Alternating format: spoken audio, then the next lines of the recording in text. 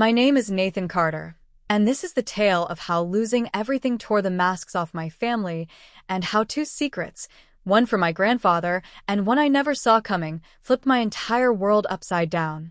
They say you don't really know your kin until money's on the line. I learned that truth over one unforgettable Christmas dinner. But I also discovered that life's darkest pits can be the doorstep to its wildest peaks. For 15 years, I was the Carter family's golden son, CEO of Carter Innovations, the tech empire my grandfather Edward forged from a garage workbench into a $200 million powerhouse.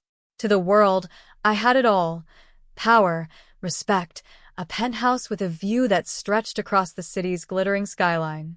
To my family, I was a target, a prize to be picked apart.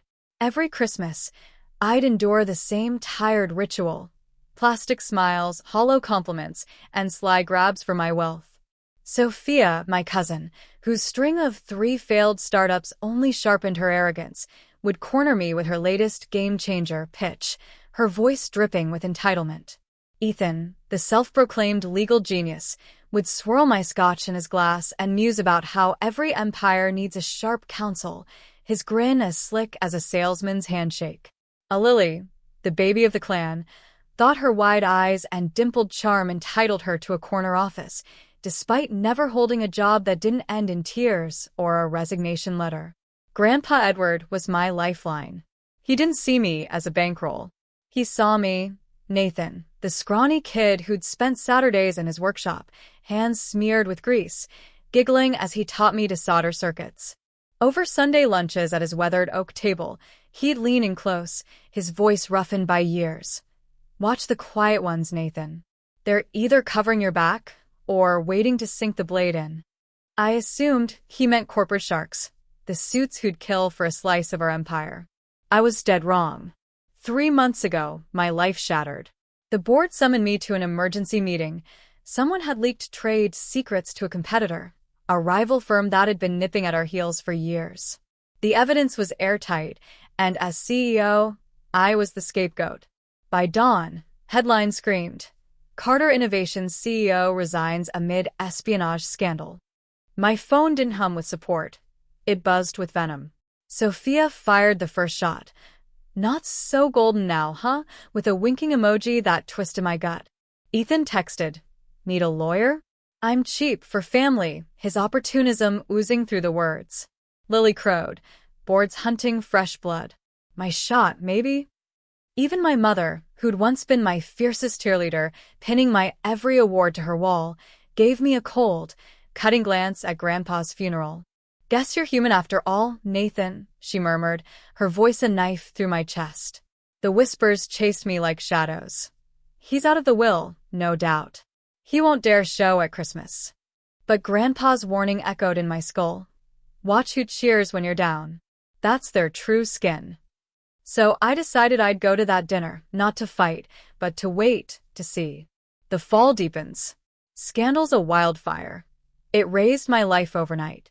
I wasn't Nathan Carter, tech titan anymore. I was the disgraced heir who'd let Grandpa's dream crumble. The press gorged on me. Golden Boy falls, Carter Empire's end? But the real agony wasn't the headlines. It was my family's delight. Sophia and I had history. 6 years back, she'd come to me, eyes red from crying, begging for $50,000 to fund her first startup, a clunky app that tanked in months. I'd written the check, no questions, and she'd thrown her arms around me, sobbing, "You're the best cousin ever, Nate." Now she reveled in my ruin. Ethan used to crash at my dorm in law school, pestering me for study tips over late-night pizza. I'd spent hours drilling him on torts, proud when he passed the bar. Now he saw me as a stepping stone. Lily once curled up on my couch after flunking college, her voice small as she promised, "I'll make you proud someday, Nate." I'd hugged her, told her she would. Now she coveted my throne. After the scandal hit, I retreated to my penthouse, blinds shut tight, the city's hum a distant drone. My phone pinged with their vulture texts, but one call broke through. Jake, my best friend since college, a scrappy guy who'd stuck by me through every storm. "Nate, you alive in there?" he growled, voice rough but warm. I let him in. He showed up with a greasy pizza box, unshaven, the only soul who didn't ask for a handout. "Your family's trash," he said, cracking a beer and sliding one to me. "They're circling like hyenas." I stared at the bottle, nodding. "I know." Grandpa's funeral came a week later, the air thick with rain and regret. I stood by his casket, alone, the polished oak gleaming under dim church lights. "Our last talk replayed. They'll turn on you," he'd rasped, coughing into a stained handkerchief, his eyes fierce despite the frailty. "But you're tougher than they think, kid." I didn't feel tough, just hollow, a shell of the man I'd been. The weeks crawled by. Reporters camped outside my building, their cameras flashing like gunfire through the glass lobby. I dodged them, hoodie up, slipping out back alleys to breathe. Jake dragged me to a dive bar one night, a grimy joint with sticky floors and a jukebox blaring Springsteen. He shoved a whiskey into my hand, his eyes narrowing. "You're not done, Nate." "Screw him all." I sipped, the burn waking me up, and muttered, "I'm going to that dinner." He raised a brow. "You sure?" I nodded, jaw tight. "I need to see it through." Christmas Eve arrived. I walked into the Carter mansion, Jake at my side, stepping into a den of wolves. The dining room glowed with candlelight, the long table set with china and silver, but the warmth was a lie. Sophia had claimed my old spot at the head, swirling her wine like a monarch. "How's unemployment treating you, Nathan?" she taunted, her laugh sharp as a shard of glass. Ethan grinned, leaning back in his chair, tie loose. "Tough break, huh? Used to run the world. Now you're just here, sipping tap water." Lily twisted the knife deeper, her voice sugary but venomous. "The board's desperate for vision. I've got ideas, better ones than yours ever were." I gripped my fork, silent, the metal cool against my palm. Jake nudged me under the table, his voice a low hiss. "Vultures. You good?" I nodded, glancing at my watch. 7:55 p.m. 5 minutes to go. Mom sat across from me, her eyes tired, her mouth a thin line. "Maybe this'll teach you some humility, Nathan," she sighed, folding her napkin with precision. That cut deeper than the rest, a betrayal wrapped in maternal disappointment. 7:58 p.m. Sophia smirked, leaning forward. "What's wrong, Nate? No comeback from the great Nathan Carter? Did the scandal finally shut that big mouth of yours?" I lifted my glass, meeting their gazes for the first time all night. "I'm just waiting." "For what?" Lily scoffed, tossing her hair. "A miracle to save your sorry ass?" 8 p.m. The doorbell chimed, a clear note slicing through the tension. I smiled, thin and cold. That. The storm unleashes. The room fell silent as the butler's voice rang out. "Mr. Harrison, family lawyer, is here." "It's urgent." Sophia frowned, her wine glass pausing mid-swirl. "The will's tomorrow. Tell him to get lost." I stood, steady as stone. "No. Grandpa set this for right now." Mr. Harrison strode in, a sealed envelope and tablet in hand, his gray suit crisp against the warm glow of the room. The air thickened, electric with dread.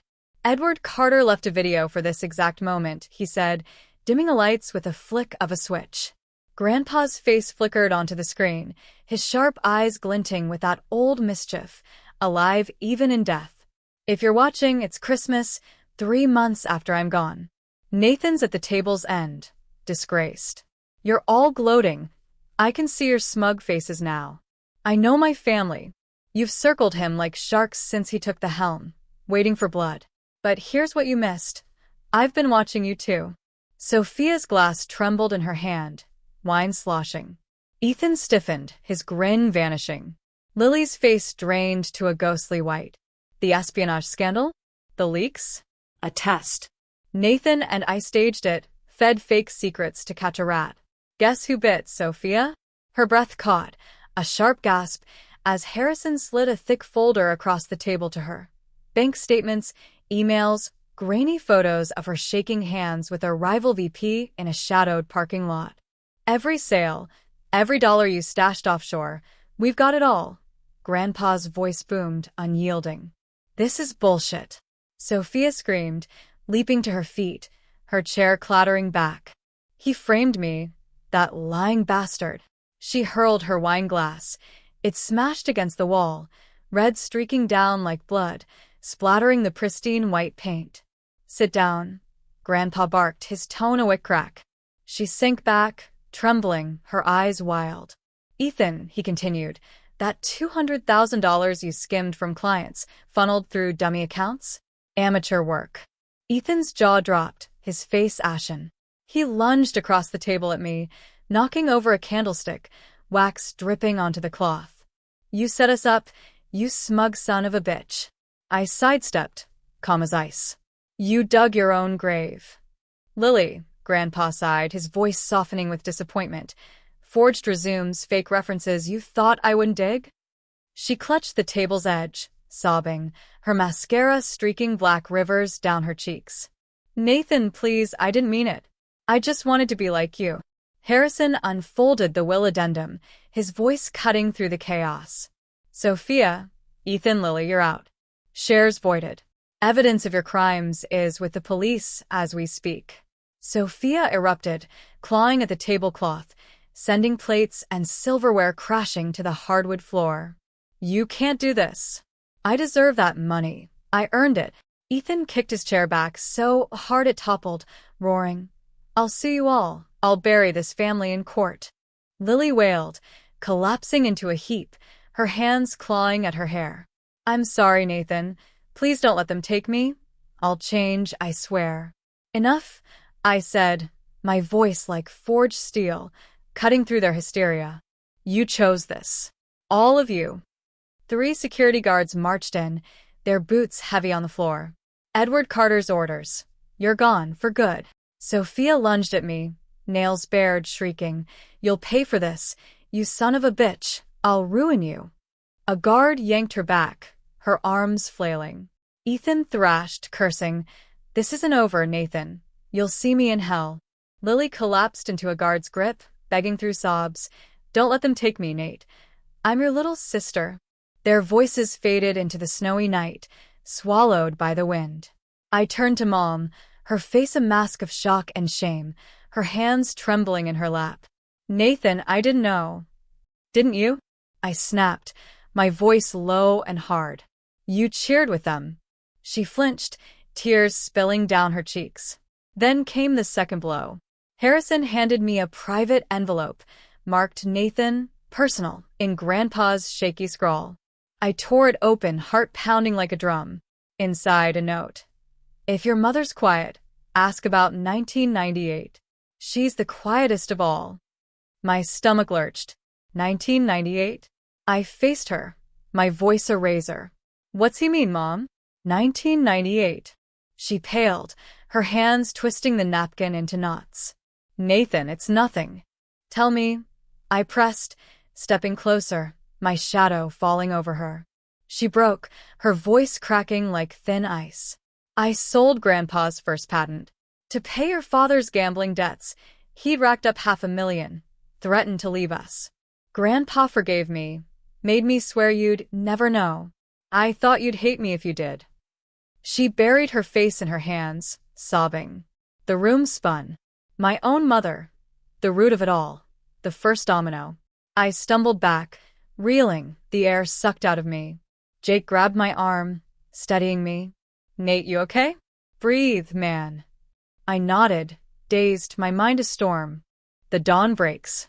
Silence cloaked the mansion as the doors slammed shut, the echoes of their protests fading into the cold.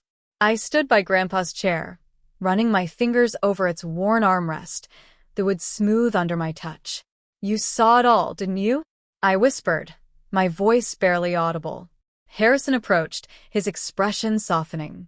The company's yours now, Nathan. What's your next move? I glanced at the family crest above the fireplace, scarred, enduring, a symbol of what we'd been and could be again. Rebuild, I said, my voice firm. No shadows, no games, just merit. Mom reached for me, her hand trembling. Nathan, please, I'm so sorry. I raised a hand, cutting her off. Not now, Mom. I need time. I stepped outside, The winter air biting my face, snowflakes catching in my hair.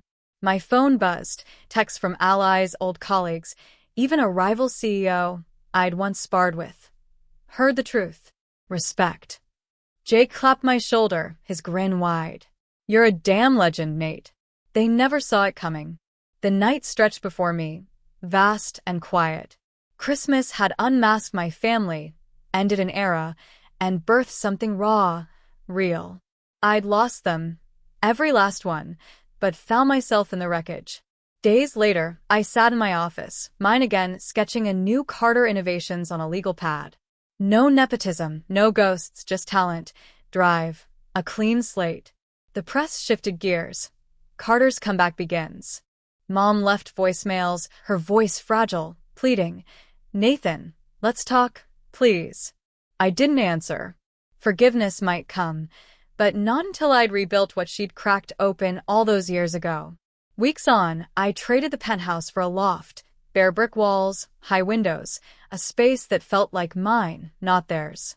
Jake hauled boxes with me, cracking jokes about my new bachelor pad as we stacked them against the wall. "You're free, man," he said, tossing me a beer. "No more Carter baggage." I caught it, nodding, the weight lifting a little more. I hired a team, fresh faces, no family ties, and launched a project Grandpa would have loved. Affordable tech for underfunded schools, a legacy beyond profit. One night, I stood on the loft's balcony, the city lights sprawling below, a glass of whiskey in hand. The air was crisp, the skyline endless. I felt him, Grandpa's pride, his trust, his belief in the kid who'd once soldered circuits at his side. He'd said to watch the quiet ones. I had. I'd seen their true colors, Sophia's greed, Ethan's betrayal, Lily's desperation, Mom's buried guilt. Now, I'd watch the horizon, build something new, something mine. The Carter name wasn't dead, it was reborn, and I'd carry it forward unbowed. Hey, if Nathan's wild ride hooked you, or if those twists hit you right in the gut, don't forget to smash that subscribe button. We've got more stories packed with drama, secrets, and epic comebacks headed your way. Join the crew, drop your thoughts below, and let's keep the vibes rolling. Catch you in the next one.